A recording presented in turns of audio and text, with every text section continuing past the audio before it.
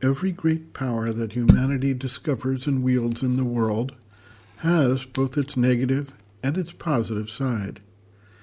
It can either be utilized to destroy or to support, benefit, and create. For example, humanity has harnessed the use of fire. Fire can burn down the house, or it can cook one's food. Rocket technology can be used to create weapons, or to explore the solar system. Certain medicines can be used to poison an individual. This truth about the powers of the external life also applies to the inner powers that we develop and wield as human beings. Each emotion has the power to uplift or to oppress. We can either encourage growth or destroy the opportunity for growth, depending on the mood, energetic stance, emotional vibration, and the thought we harbor about anything we think we are, we do, we should be, or we can do. Much of the trauma that individuals suffer is due to harsh words and energy that they internalize from others and then accept that about themselves.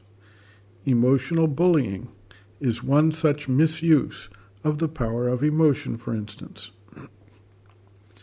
On the level of thought, we can either think of positive things or negative things, positive growth, or we may simply focus on our limitations, our inabilities, our weaknesses and deficiencies, and use that line of thought as an excuse for inaction, or, even worse, for taking up things we know to be counter to our ultimate goal. The same thing works with respect to the power of imagination. We can imagine all the possible negative consequences of something. We can imagine darkness, despair, destruction, and become not just pessimistic, but fatalistic about our own lives, as well as about the future of humanity.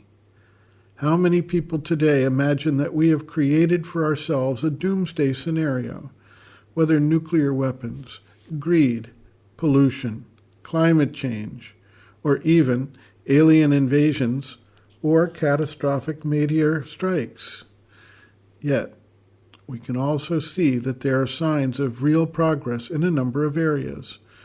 More and more people are paying attention to achieving a change of consciousness that can harmonize and solve the crises we are facing, and that the fact of the crisis is a sign of the pressure of nature for humanity to change and evolve beyond the limitations that have created these crises. For these people, the glass is half full, rather than half empty. The mother writes, quote, "The imagination is like a knife which may be used for good or evil purposes. If you always dwell in the idea and feeling that you are going to be transformed, then you will help the process of the yoga. If, on the contrary, you give in to the dejection and bewail that you are not fit or that you are incapable of realization, you poison your own being." End quote. Reference, Sri Aurobindo and the Mother, Powers Within, Chapter 3, Imagination, page 34.